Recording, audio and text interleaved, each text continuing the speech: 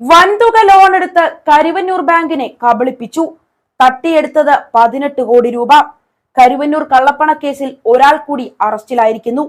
ED കുറ്റപത്രത്തിലെ 11ാം പ്രതി അനിൽകുമാറിന്റെ arrest വഴിത്തിരിവാകുമോ?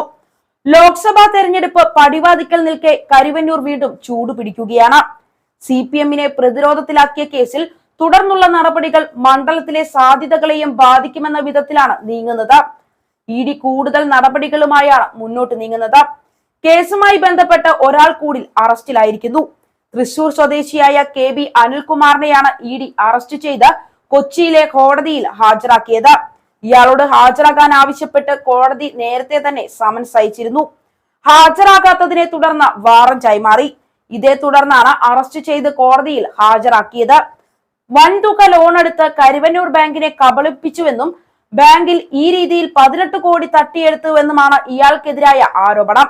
കേസിലെ 55 പ്രതികളുടെ കുറ്റപത്രമാണ് ആദ്യഘട്ടം സമർപ്പിച്ചത്. അതിൽ 11ാം പ്രതിയാണ് അനിൽകുമാർ. അനിൽകുമാറിന്റെ ജാമ്യാപേക്ഷ ഉച്ചതിരിഞ്ഞ് കൊച്ചിയിലെ PMLA കോടതി പരിഗണിക്കും. 343.6 കോടിയുടെ കള്ളപ്പണ കേസുമായി ബന്ധപ്പെട്ട് 4 പേരെ അറസ്റ്റ് ചെയ്ത ED CPM-ന്റെ 5 നേതാക്കളെ കൂടി ചോദ്യം ചെയ്യാൻ തയ്യാറെടുക്കുകയാണ്. പലതവണ ചോദ്യം ചെയ്യപ്പെട്ട AC മൊയ്തീൻ MLA അടക്കമുള്ളവരെ ചോദ്യം ചെയ്യുമെന്നാണ് സൂചനകൾ. ഇടനിലക്കാരൻ P സതീഷ് കുമാർ അഥവാ വെളപ്പായ സതീശൻ, വടക്കാഞ്ചേരിയിലെ municipal councillor PR Aravindakshan, Karuvannur ബാങ്കിലെ മുൻ accountant CK Jils, commission agent PP Kiran എന്നിവരാണ് നേരത്തെ അറസ്റ്റിലായത്. ഇതിന് പിന്നാലെയാണ് ഇപ്പോൾ മറ്റൊരു അറസ്റ്റും കൂടി ഉണ്ടായിരിക്കുന്നത്. ഇവരുടെ ജാമ്യാപേക്ഷ പരിഗണിക്കുന്ന വേളയിൽ എന്തുകൊണ്ടാണ് മറ്റു പ്രതികളുടെയും തട്ടിപ്പുകാരുടെയും അറസ്റ്റ് രേഖപ്പെടുത്താത്തത് എന്ന് ചോദിച്ചിരുന്നു. അന്വേഷണം കൂടുതൽ പേരിലേക്ക് വ്യാപിപ്പിക്കുകയാണ് എന്നും അതിനുശേഷം നടപടിയുണ്ടാകുമെന്നും ED മറുപടി നൽകുകയും ചെയ്തു. ഇപ്പോഴത്തെ EDയുടെ നീക്കങ്ങൾ തെരഞ്ഞെടുപ്പ് പശ്ചാത്തലത്തിൽ എത്ര കണ്ട് മുന്നോട്ടു പോകുമെന്നാണ് അറിയേണ്ടത്. കരുവന്നൂർ സഹകരണ ബാങ്ക് തട്ടിപ്പ് കേസിൽ ED അന്വേഷണം നേരിടുന്നവരിൽ ഒരാൾ ഇടതുമുന്നണിയുടെ തെരഞ്ഞെടുപ്പ് സമിതി അധ്യക്ഷനാണ്.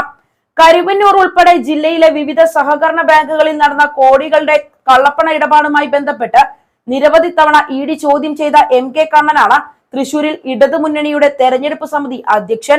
കണ്ണൻ പ്രസിഡന്റായ തൃശൂർ സഹകരണ ബാങ്കിലും കരുവന്നൂരിലെ മുഖ്യപ്രതി സതീഷ് കുമാർ കോടികളുടെ കള്ളപ്പണം വെളുപ്പിച്ചതായി ED കണ്ടെത്തിയിരുന്നു.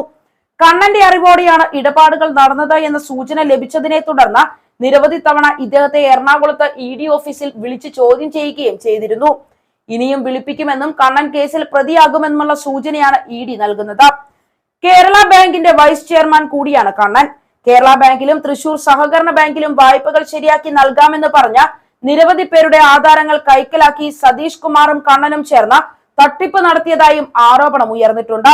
ഈ കേസുകളും ED അന്വേഷിച്ചു വരികയാണ്. നോട്ട് നിരോധന കാലത്ത് വൻതോതിൽ കള്ളപ്പണം കണ്ണൻ പ്രസിഡന്റായ തൃശൂർ സഹകരണ ബാങ്കിൽ എത്തിച്ച് വെളുപ്പിച്ചെടുത്തുവെന്നാണ് ED കണ്ടെത്തിയത്.